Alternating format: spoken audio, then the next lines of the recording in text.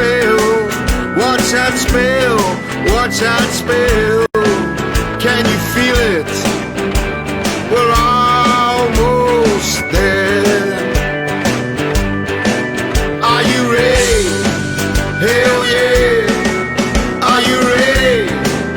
Hell yeah. Can you feel it?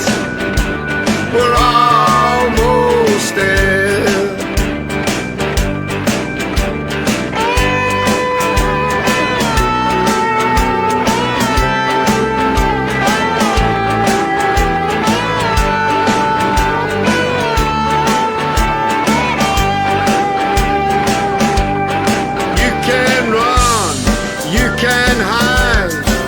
But you can't hold back the tide. Like a river, we are running to be free. Deep down inside, you know you can never stop the flow. So prepare for Independence Day. Are you ready?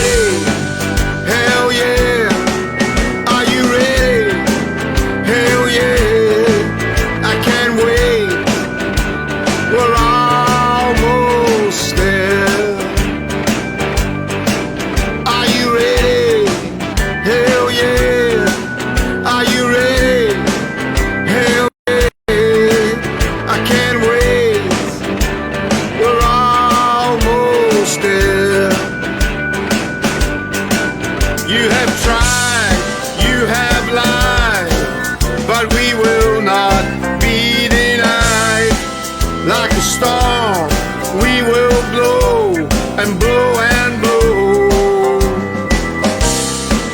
And we know that you know this storm will not let go until Independence Day. Are you ready? Hell yeah. Are you ready? Hell yeah, I can't wait. We're almost there.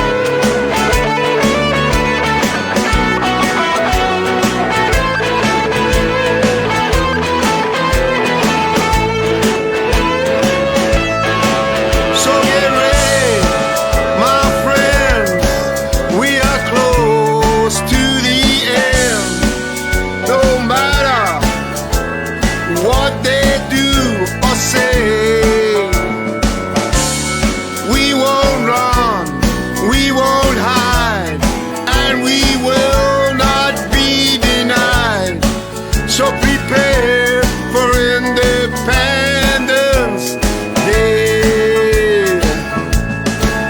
Are you ready? Hell yeah. Are you ready? Hell yeah. I can't wait. We're almost there. Are you ready? Hell yeah. Are you ready? Hell yeah, I can't wait. We're almost. Good evening everyone, this is the People's International Chat Show for July 28th, 2021.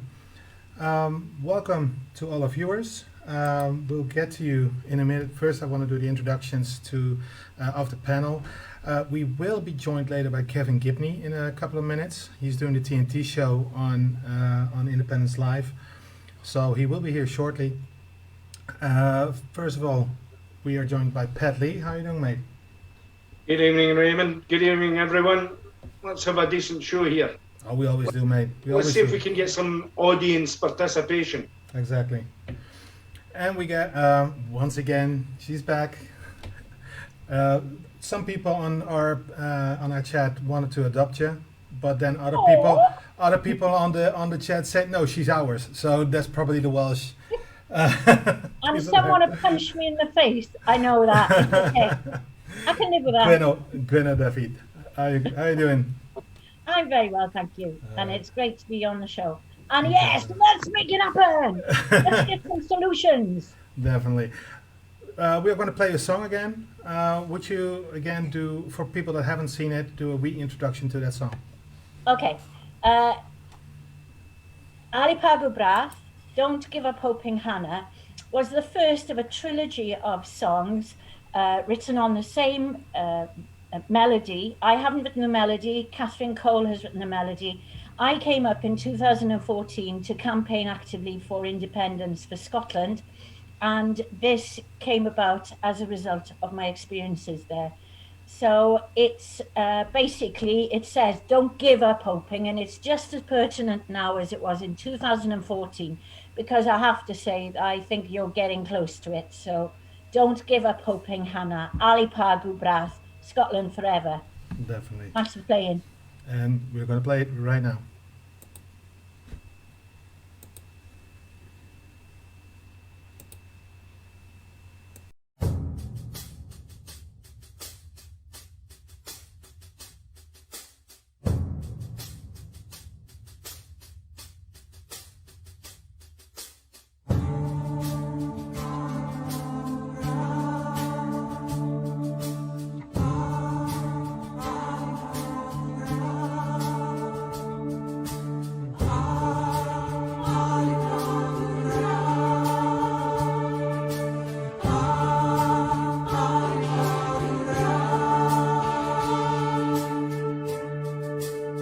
I saw you weeping outside the seat of power.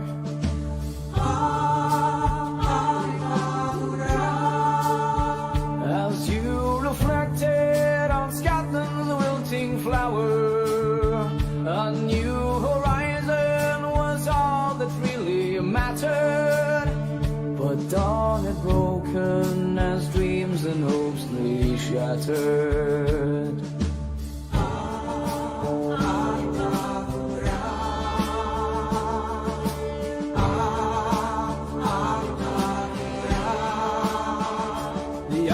Storm grew Wednesday in the meadows. The troops were gathering as Alva's future led us. Sing freedom's anthems, all nations join together. We shall be heard, our chains released forever.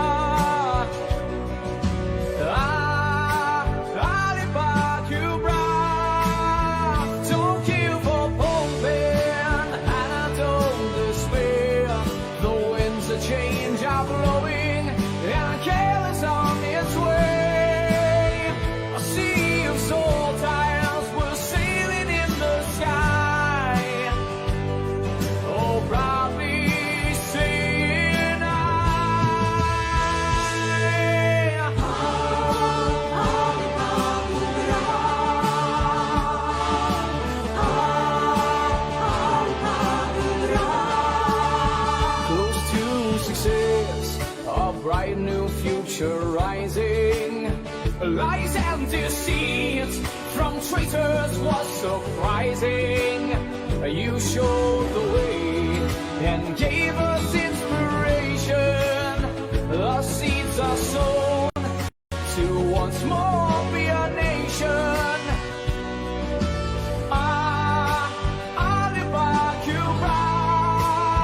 Don't give up hoping, and I don't despair. The winds of change are blowing, and a careless on its way. A sea of soul tides were sailing in the sky. Oh, proudly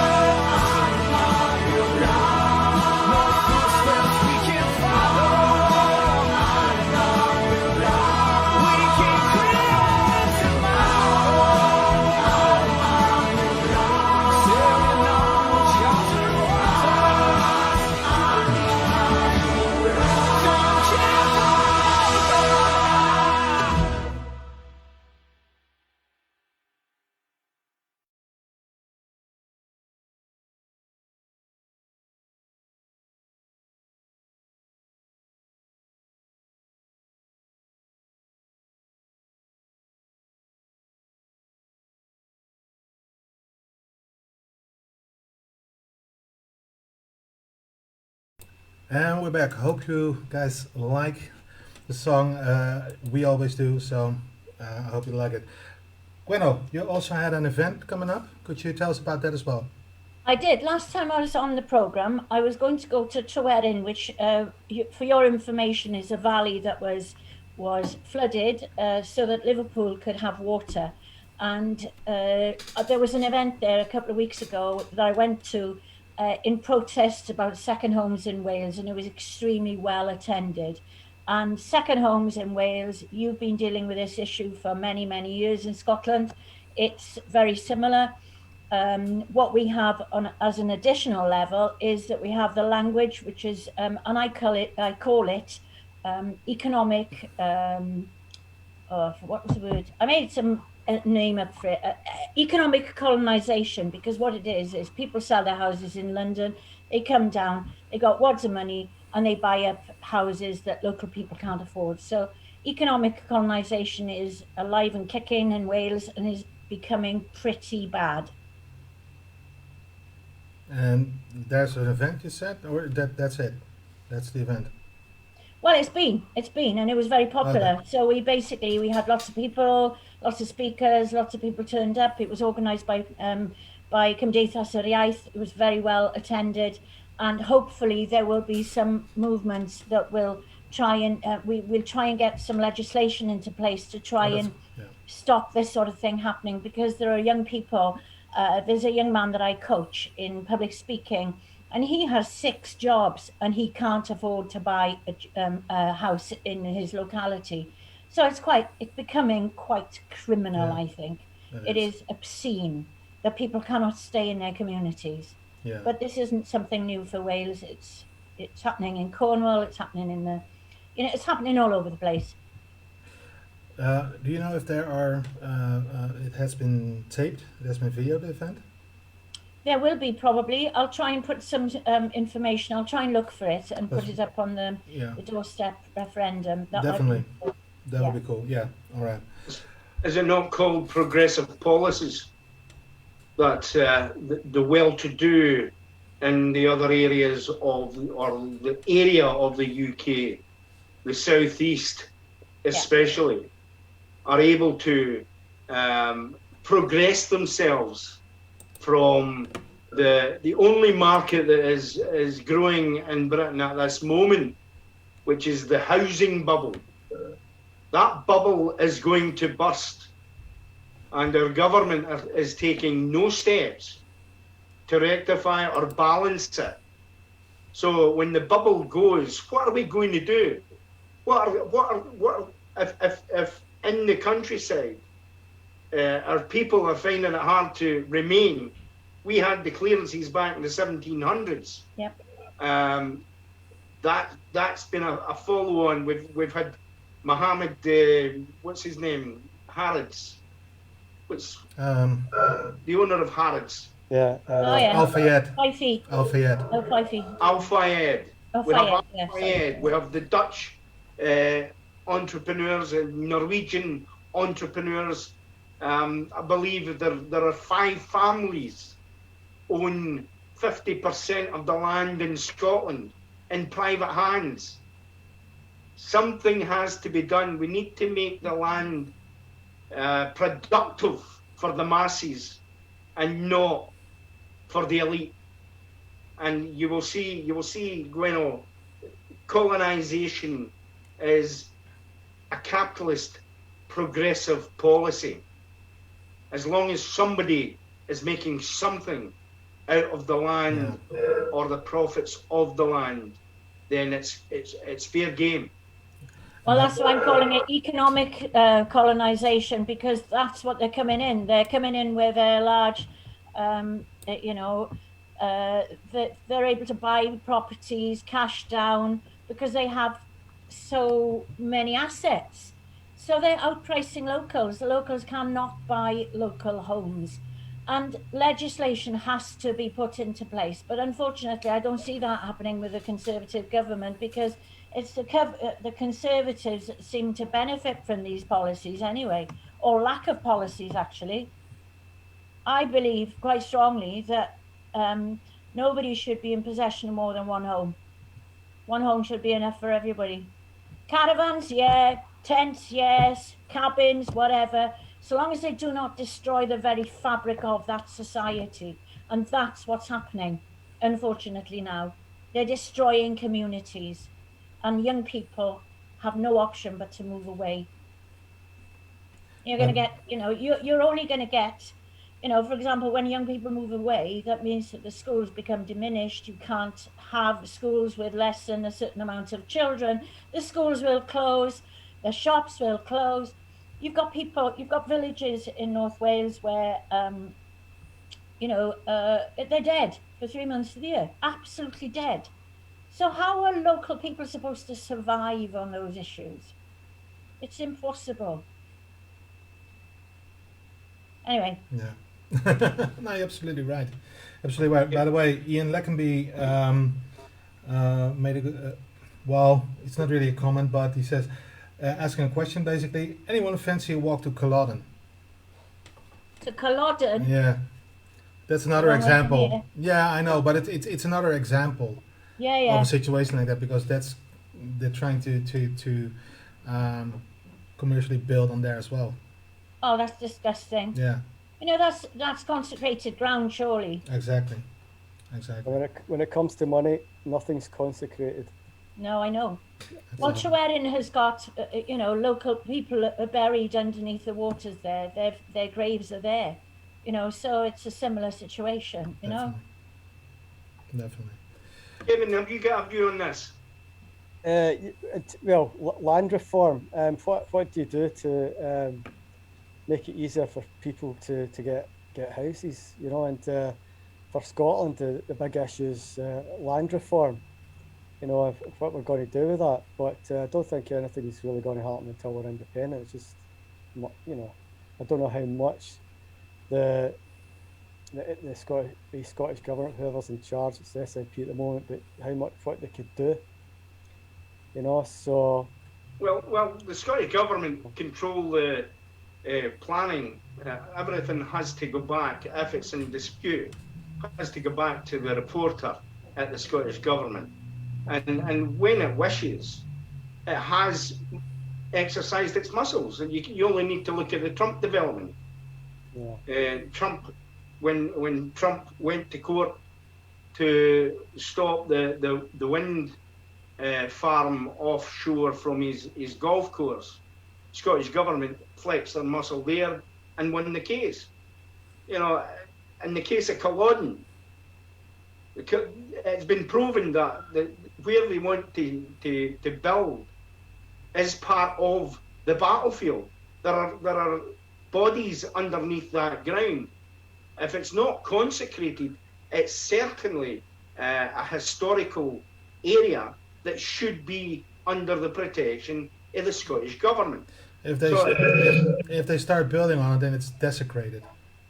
But then we also have Loch Lomond. Yep. Now, the Scottish government could put a nail in the cap there right away. It's the most beautiful part of southern Scotland and the lead into the Highlands. And we for centuries, we have had that as the gateway to the Highlands. And the tourism that comes from that. There's more than one way to use the countryside to benefit ourselves or benefit the nation and the locals. If they put real jobs into the area instead of creating this theme park that has been rejected by the people already, and it's coming back for a second bite. We need to be prepared to stand up and be counted and take whatever civil action, disobedience action that is required to ensure that that most beautiful of places in just north of Glasgow is not destroyed, is not commercialised for the benefit of a few. That has been open to the public for centuries. And we need to maintain it. We don't need 50 to 70 jobs Pat, is it not a national park? It's part of the national park. Well, in Wales, if it's part of the national park, there are very, very strict building regulations linked into it. You wouldn't be able to, you wouldn't be able to build anywhere near a national park area. But you will be able to build if your national park board are supporting the exercise. Well, and in that case, that I think that's pretty tragic, really. Why would they want to support something like that? Because big business is involved. They have the option to sell the land for a fraction of its value. I mean, you're talking about £2 million for an area the size of a Flamingo Park. It doesn't equate to the value to the country of that area. And there must be something done about it. There's been lots of good campaigns against that development. That, like as you know, it was successful the last time. It looks like it's going to have to be repeated again. Yeah. Yes, because they've reintroduced it with a couple of small changes. But it's not going to satisfy the appetite of the populace. There was 70,000 objections. There was public meetings held, and they withdrew their application under that pressure, and we need to maintain that pressure. We cannot be complacent, or anything is up for grabs if this happens. Absolutely anything. They could put a cafe on top of Ben Nevis. Yeah. Well, there is. I walked up to the top of Snowdon last week, and there's a cafe on the top of Snowdon as well. So yeah. It's nothing new, I'm afraid. Well, here's a couple of comments. If you've got 70,000 people who have already shown an objection, is there any way of carrying that on to the next batch of whatever planning is suggested? Yeah, I mean that movement is there. It's a case of reigniting it. A new application will mean that we'll have to go through the whole system again, holding a public meeting and holding our politicians at that public meeting to commit to ensure that this does not go ahead. It's people power. And when people exercise their rights and flex their muscles, then the government has to follow. Well, you would think that they've got the message the first time around. What do they think's going to happen? People are going to all of a sudden not sign petitions to stop it. It seems a bit insane. Yeah. But there you go. Kevin, they're not listening to the people. They're in negotiations. They're in discussions. They're being directed by the planning departments. Yeah. It's big business. Big business speaks, but the people speak louder than big business if they get up and exercise their rights. Yeah. That land is ours. The board of the national park, the Trossachs National Park, the board are responsible, are answerable to us. Now, none of us want that land to be sold. It can there's a community use for it. There's a social enterprise business could be made from it, and really it takes your politicians and your ethical entrepreneurs to put their heads together and come up with an acceptable community buyout. Yeah. That land is going to be sold, then let it be sold to the people. Yeah. That's definitely one way to do it, isn't it? Definitely. Yeah. Definitely. But here's the consequences of not. We've just had Brexit. Ellie. I have a friend in Ceredigion. Yeah. Farmers are giving up because of Brexit. Yeah. And rich English keep buying the farms. Fields left overgrown, and the buildings are used as holiday homes. Yeah. And Alex Adam It's modern day clearances. After all, they can't send in the redcoats, so they send in business. See, a big thing about this with the farms and maybe this deal with Australia is food sovereignty. Yeah, And if you give up your food sovereignty, you're in all sorts of trouble. absolutely. Well, Welsh farmers are going to be in trouble anyway because their products are going to be undercut by Australian products like they have been in the past with New Zealand lamb. And I think it's tragic because 3% of the Welsh population, I believe, who are involved in farming. 3%. It's not a great deal. And the sad thing is that the language is linked to the land. So those farmers are mostly Welsh speakers. So that's a So when cultural they give up, impact. the language is going to disappear as well. So we have that additional issue. Yeah, Ceredigion, I mean, my forefathers are from that area, from places like you've got really, really very Welsh areas in arable countryside, So the farmers then, if they give up, all the villages that are Welsh speaking will also disappear. And because it's because of the economic colonization, all of those houses will be up for sale, and because now people can go and work wherever they want to, they'll be bought up by people who sold their houses in London for wads of money. It's really sad. Something has to stop. Legislation has to come in there and just nip it in the bud. And people, if they're not prepared to live in that community, and actually, I would say they should be encouraged, really encouraged, to learn to speak the Welsh language. If it's a Welsh language community, then there should be some legislation to ring fence it to a certain degree. And we don't want a situation similar to the Gaeltacht, where in Ireland you only have a very tiny area in the west of Ireland where people speak the Irish Gaelic naturally. But what is happening at the moment is that the Welsh speakers are being suffocated. Yeah. Because the English speaking, and I'm not saying they're all English. Some people are not English. It's not a racist thing. It's nothing to do with race. It's to do with it's a language issue. Yeah, but So the language is disappearing as well as those yeah, people moving away who can't afford to buy a place. It's economic colonization. Yeah. Gwenno, Economic colonization, Gwenno. as I said before. Gwenno, another thing, if you were to move to, let's say, a country like Turkey, for instance, you're gonna speak the language as well. I would. And there you go. That's all you need to know.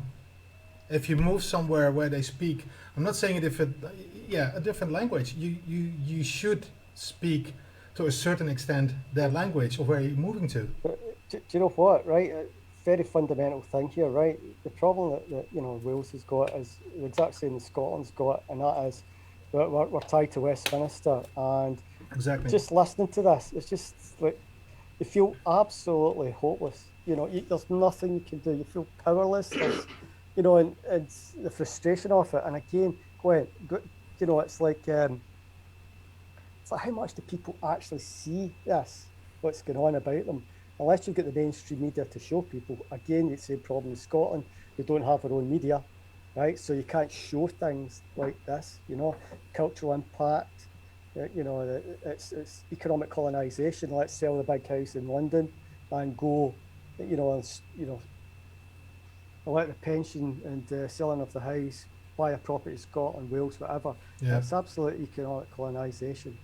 Definitely. There's nothing we could do. Nothing. We could talk all day about it, right? Unless you have the power of a country behind you, you're screwed. And Yeah, Exactly. William Manzi. Oh, sorry. William Manzi. Sorry, but councils in every aspect, including Scottish heritage, is big business. They are run to make money, and it will not change till Westminster gets its greedy snout out of a country. But see, economics, right? Independence for Wales and Scotland will come down to this to persuade enough people about economics. They've got to persuade people economic argument. And again, right, you need people in the street giving out that message. We need people in the street. And this coronavirus has been a nightmare because we couldn't get activists out there, because we have no voice in the mainstream media. Scotland's got the national, but its reach is negligible. Mm-hmm. So No. What Right. can we do? Well, Keep on doing shows like this. Keep on doing what we're doing. Yeah. well, that's it. That's it. We have to use whatever medium Yeah. we've got to the fullest. So we're asking our viewers and our friends and those who join in with us to share this around. Share the page, share the broadcast. Get as many people involved. We've got your questions. We've got your statements here. There's one. This is a quote from the national newspaper today. Queen lobbied Scottish government for exemption of climate law on her private land. Outrageous. I'm looking forward to the day we can get rid of those parasites. Exactly. As soon as But possible. it makes the royal family and the royal estate the only institution in the UK, including within Scotland, that can be exempt from any climate law. We either have law or we don't have law, and the Westminster government have shown that. We had the law during this COVID pandemic that our Prime Minister could simply make up a pilot project for himself and his cohort to say they don't need to isolate because they're using a test daily. Well, that pilot wasn't available to anybody else. It's making laws for themselves. They're doing it in front of our face, and we're doing nothing about it. Look at the voting system that we've got for the UK. First past the post, right? You know, that allows like the Tory parties with 42% to get a massive majority. It's so antiquated. And, you know, it's a poor form of democracy that no new country would ever choose to have. You know, and then we get that. I mean, I can't even believe I'm saying this, right? You know, at this day and age, we've got the House of freaking Lords, 600 plus. We've got ones 800 plus. Excuse me, 200 Okay, times. £300 a day plus expenses. If you're, they've still got that, you know, if you're religious, you know, you can, there's got room for certain from the ecclesiastical division, right, to get seats in the House of Lords. You couldn't make this up. You know, you'd think, why are people not writing? This is such a poor form of democracy. It's insane. And, you know, we're talking about these issues, Scotland, you know, economic colonisation, which is rampant and will continue to happen. And it's like, you do feel powerless, you know, but again, the power we've got is what we're doing now and what we can do. And the wee march and rallies that are starting to kick off, you know, hopefully they'll pick up and more people get out, you know, at stalls and stuff. There was, just to mention, I'll hand over to you, Gwen. South Side in Glasgow, they're doing a stall on Saturday. They've started doing that. Sorry. No. Going on. I'd just like to say 2 points really. The first one is, and it might lead on to one of the subjects that we were going to talk about, rats escaping the ship, which is about, you know, isn't it convenient that they've convened now, they've taken their summer break when actually COVID is most, you know, they've opened up the country, but Wales hasn't. You know, we're still masking up, which I think is a great idea. I'm happy to mask up for the rest of my days if I have to. I don't care, because as far as I'm concerned, it shows that I'm worried about other people. I haven't got it, but, you know, I just in case you think I have. So we're masking up in Wales. We still have certain limitations on our ability to function. We're not shut down. I was talking to a friend in Australia today. They have got lockdown again. Okay, but what I wanted to say about this time frame now, rats leaving the ship, which is a subject we were going to discuss. So they've opened up the country and then they've buggered off for the summer. And also, I don't know if you've noticed, but there's nothing on the television nowadays apart from the Olympics. And I love the Olympics, don't get me wrong. However, there are other things that are happening that we're not privy to. And one of the things that I'm most concerned about is this recent legislation, which was sort of buried under other news, that we are no longer able to protest. Now that's what links into what you were saying just then about the fact that you're going to have a stall in Glasgow or wherever it is. I'm really concerned about our ability to go out on the streets and protest about things. Good I point. was on all the Brexit marches up in London. I've been to Trident ones. I've been to, anti-austerity. I've been to them all recently in the last 4 or 5 years and before that as well. I think that is going to be it's going to have a huge impact on our ability to challenge the system. And that concerns me big time. And that's being buried. Yeah, Definitely. our civil rights are being attacked under the guise of COVID law. And yeah, indeed. You know, but you can only push the people so far. Oh yeah. You can only push the people so far, and then the people will start to push back. Now, We mobilise. sorry, Gwen. We will mobilise. Oh, Yeah. you remember the poll tax? That was a biggie, wasn't it? That really Oh. got people motivated. I was the last person in Cardiff in the court, and I insisted Hey. on doing my testimony through the medium of Welsh. In the afternoon, it was, they stopped it. I believe it was something down to me. Well I done. played my part. Nice one. All right. No, I wasn't. All It right. just happened to be. Anyway, but yeah, no, you're right. We will mobilise because that's one of the things that is good about living on these islands. We have a democracy. We are able to voice our opinions in a safe environment, or that is in the public sphere. And if that stops, we will no longer be a democracy.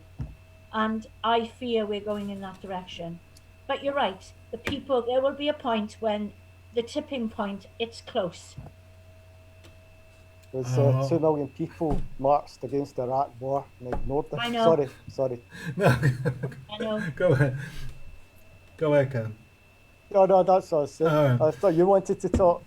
Well, the thing is, we do need to move on. Oh. Actually, we haven't hardly ever started the show, the topics that we had, but where we went on, I think that was really important. So no problem there whatsoever, because we really, we needed to talk about that. So before we go to Pat's topic for today, I want to do a short segment, something that happened in Europe the past couple of weeks, and there were there seem to be massive floods all over the world at this point, and still there are people saying there's nothing wrong with the environment, but there's no showing those people, but especially for me, a good friend of mine, actually my partner in the venture of RaLei Media, lived in the southern part of the country where the floods were, and so it came kind of close. I'm saying kind of close because it's still 200 kilometers away, but there were massive floods in the southern part of the Netherlands, a certain part of Germany, Belgium, and even in Luxembourg. Now, luckily in Luxembourg and the Netherlands there were no fatalities, but in Belgium there were 20 deaths and still 20 missing. And in Germany it's even worse. There were 58 people that died, and tens of people are still missing. Wow. And if you see how many the amount of, how do you say that, force of nature that just came onto those areas in such a short amount of time, it was just unbelievable. There was a complete village just completely obliterated just by streaming water, and that's what water can do. And our heart goes out to all the casualties, of course, the people that are missing and all their loved ones. And we're thinking of you.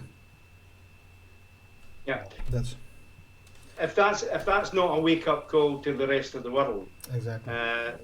The fires that are raging in America right now, China is now looking at addressing climate change.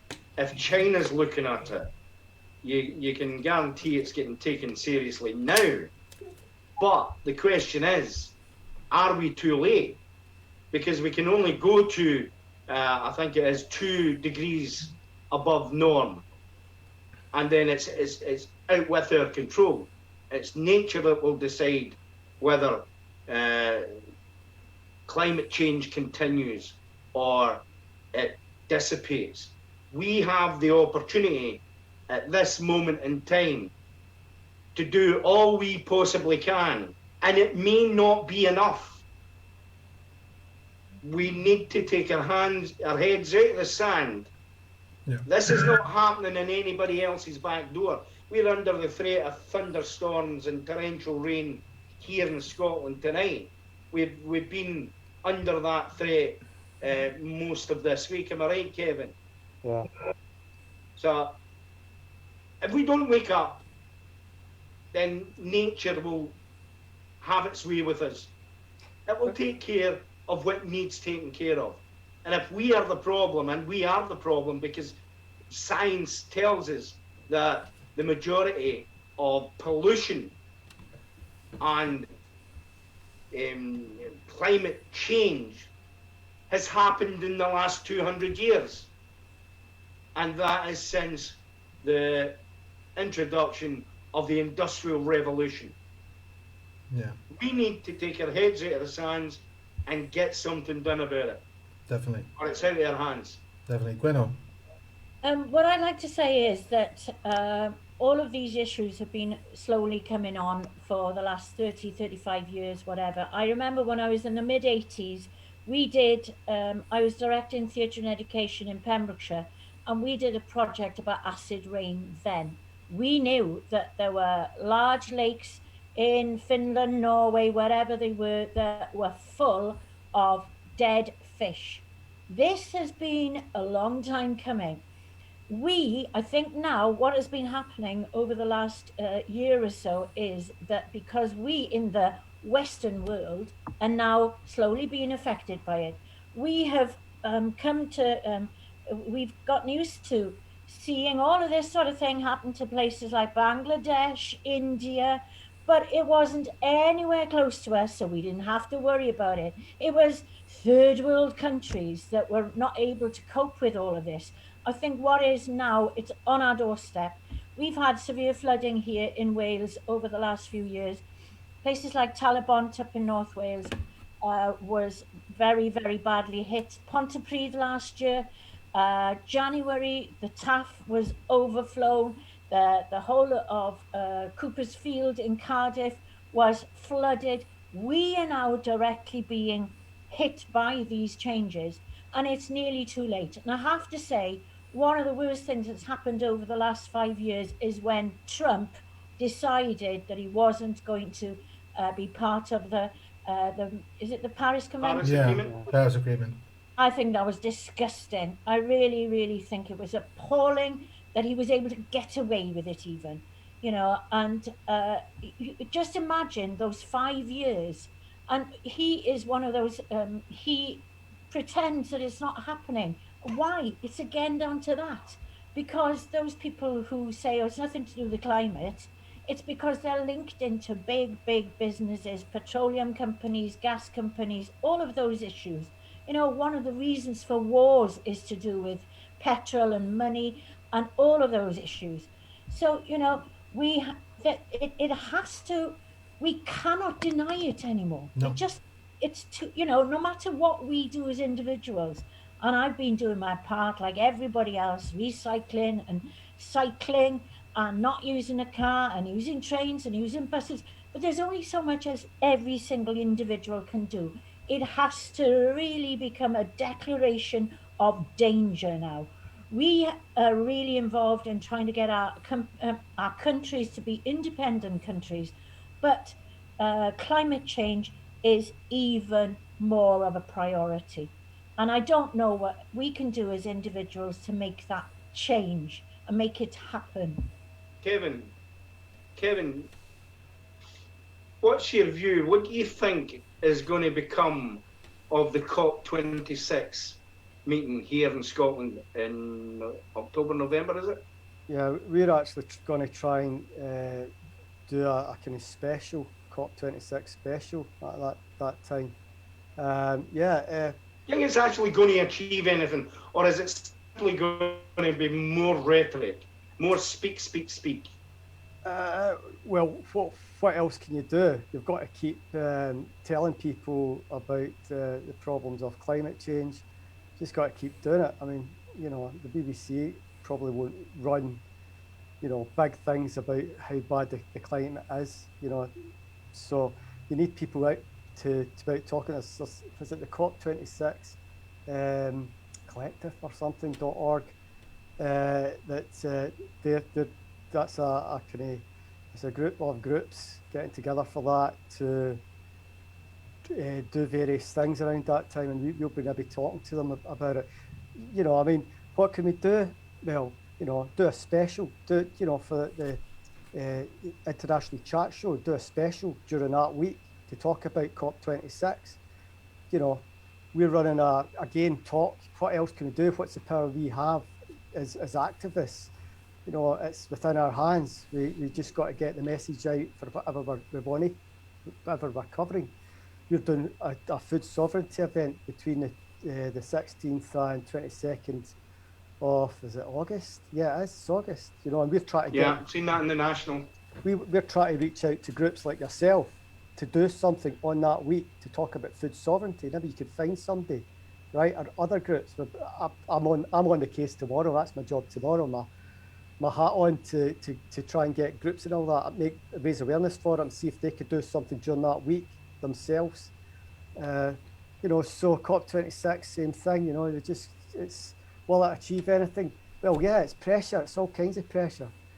You know, you've just got to be seen to be doing stuff as a collective body of people that are against it.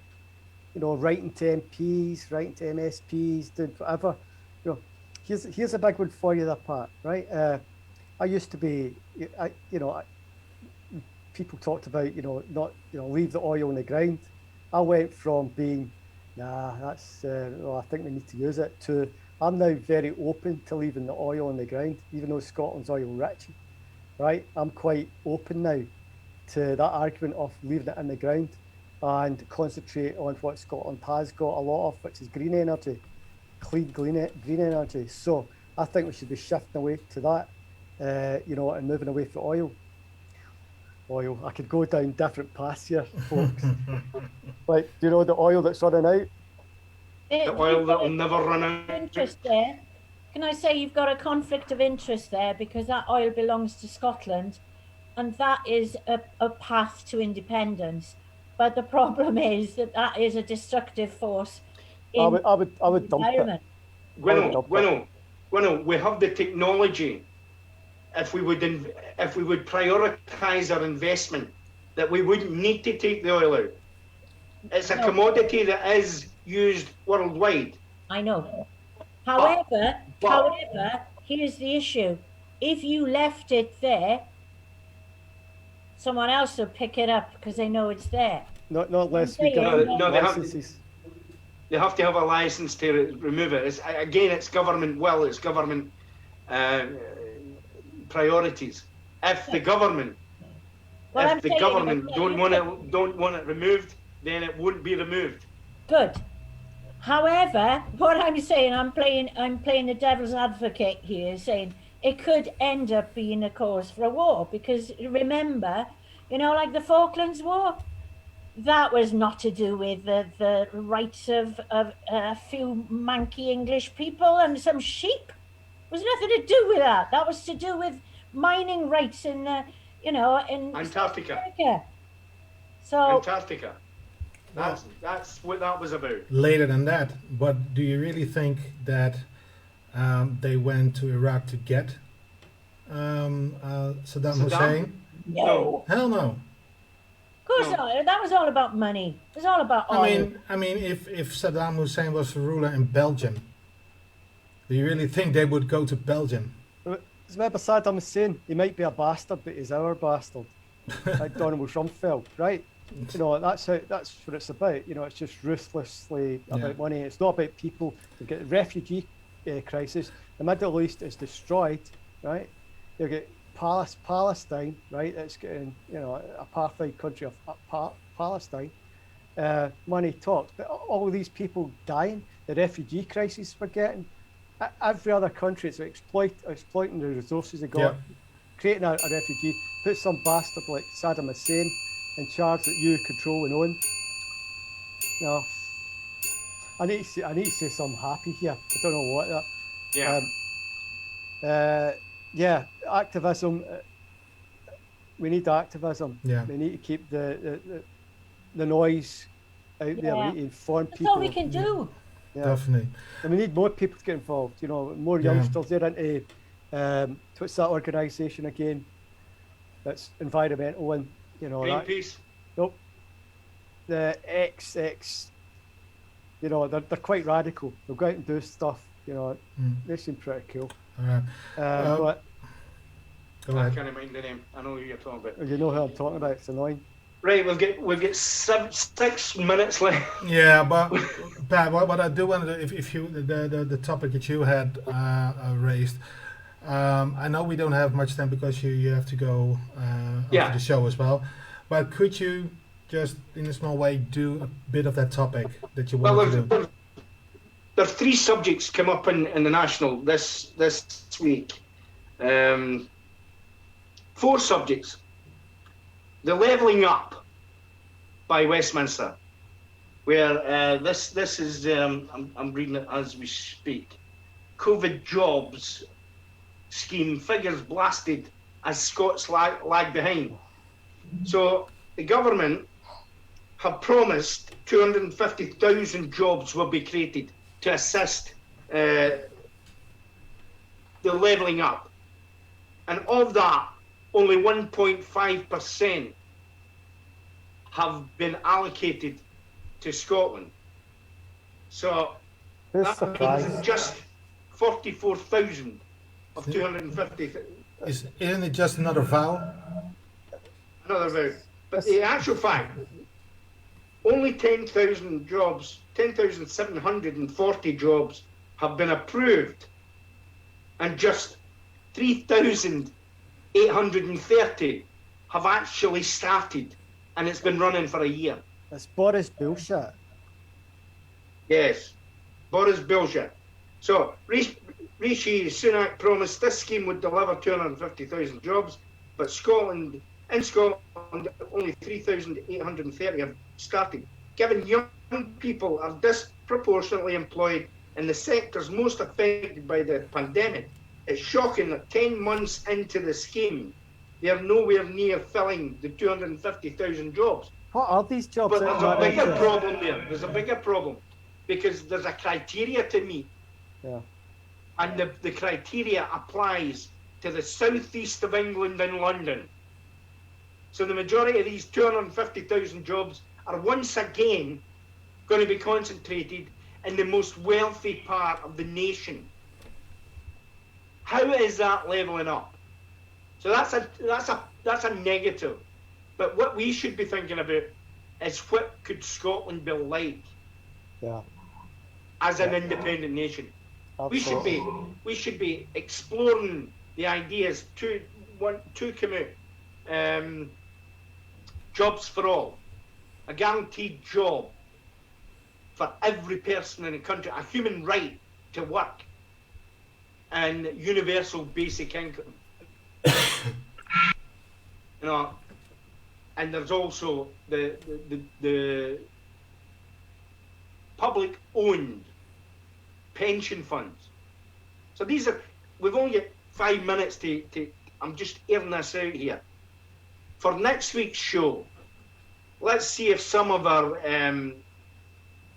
followers and listeners and watchers could join us in the conversation.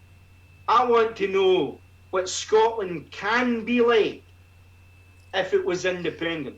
Let's paint the picture and send that picture to our politicians. Let's truly investigate universal basic income, because I'll tell you, we can't afford it, as COVID has shown, as the bank crash of 2008 has shown. When the industrialists require the backing of the nation coughs up. Kevin.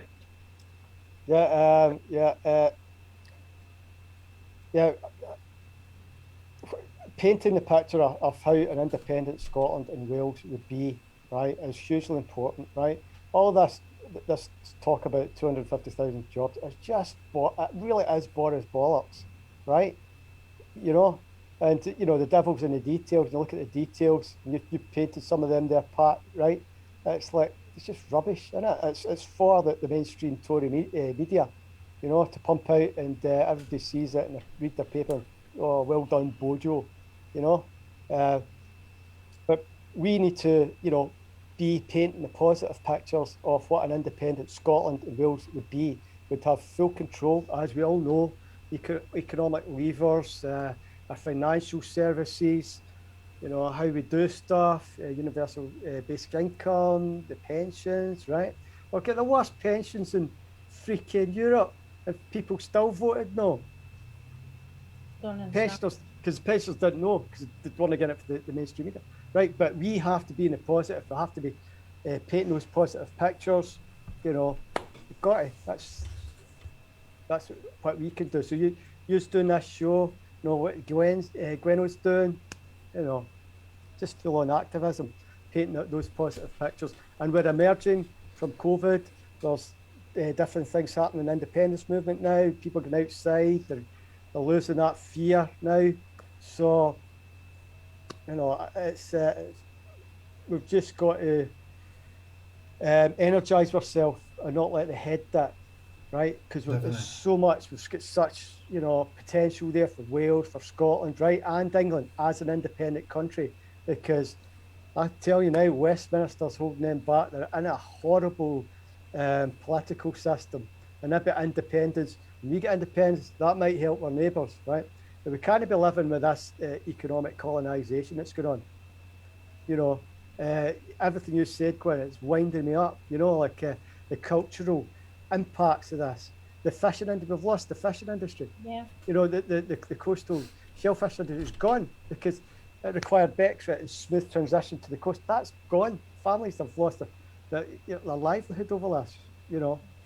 And so, you know, we would control all these things, dealing with our, you know, the EU and all that, not stuck in this backward Westminster, 800 House of Lords. The Queen can change Scottish laws to fit our land, you know. Screw that, you know.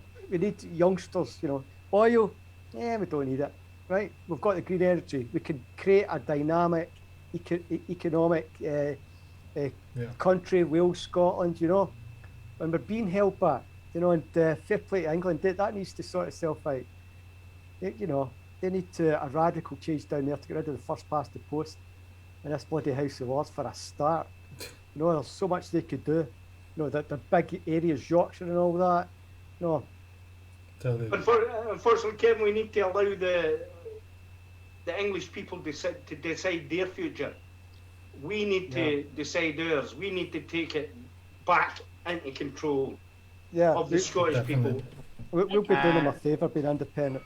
Gweno, I want to very say quickly. as well that there are lots of people in England who feel disenfranchised and don't feel part of that area that is benefiting from all of these policies, like the north part of England. You know, there are desperate areas there as well that don't feel that they're being heard of. I think that once Scottish independence happens, then it'll be Northern Ireland reunification, then it'll be Wales, and then England's going to split as well, because I can't see why the haves and the have-nots will ever be able to continue to live together.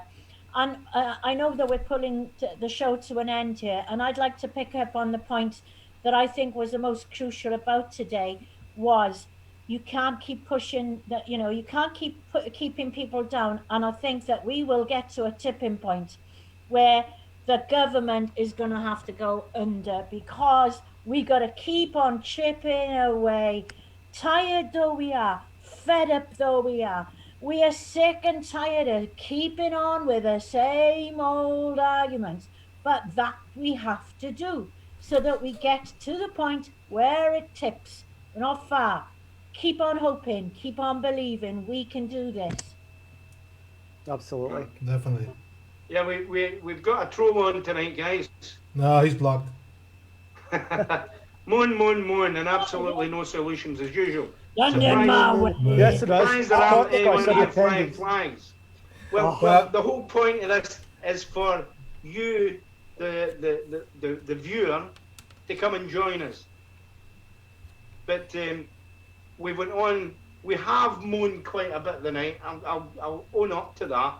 But the solutions are there. Yeah. You've universal basic income. You've the public-owned pension schemes. We'll maybe have to elaborate more on them in next week's show. Yeah. And pin them down to actual solutions. We do have the solutions. We just have so much going on around us at this moment that we Listen, haven't had Pat, time to discuss it Listen, tonight. listen, Pat, we have a solution to all those problems. Yeah. Independence. Yes, Hey. yes. There we go. Independence brings the power. Exactly. But by the way, I'm coming up. hold on. I'll be campaigning. Hold on. We got a comment from Alex Adam. Is there any telecommunications engineers that can block the BBC? Get Scott Goff to boot STV's arse to tell the truth, or get our own media on TV? I know. Wishful thinking, eh? Reserved issues, telecommunications and broadcast. Exactly. Well, Anyway, yeah, shall we go in the roundup? yeah, Because I need to go soon. yeah, exactly. By the way, I just thought of that when we came back from Gweno's video, Kevin had just joined us and we didn't welcome him. So sorry about that, Kevin. That's no worries. I'm easy. We mentioned you before you came, but you know. But we want to. What we want to do now is go around the panel for final comments. So Kevin, could you start up? The final comments for Yeah, tonight. I'm just going to say positive stuff here, right? So on Saturday, Independence Live will be live streaming the all under one banner Dundee rally. So we're looking forward to that one. We'll also be doing our own, I think I mentioned it, Food Sovereign Week from the 16th of August to the 22nd. And, you know, I'd like you guys to get involved with that. I'll be doing something on that week. Yeah, if you could get somebody to do something like that, right? And we'll try to get other organisations and groups and individuals to do something in that week. You know, and we've got tons of brilliant shows coming out, guys, right? You'll like this, Gwen, right? We're doing a show called Toos, which is by Scottish Gael Agov, I forgot his second name. Agov MacLeod, right? I don't know what the Gaelic for MacLeod is, right? And we interview Indigenous people from around the world, right? We're doing, you know, we've got all this positive stuff happening, right? And we're always looking for talented people to get involved, right? Get the message out there. Environmental, land reform, pensions, you name it, right? You know, so things are positive, so be positive. Yeah, Definitely. Don't give up, be positive. Definitely. Gweno, final comments. Well, I work as a life leadership and master public speaking coach. And at the end of every session with my clients, I give them an action point. So my action point for anybody and everybody listening today is talk to someone about independence. Talk to one person and try and persuade them to think positively about it. So we can all do something small, whatever that is, no matter how pressed we are with time. So much happening at the moment.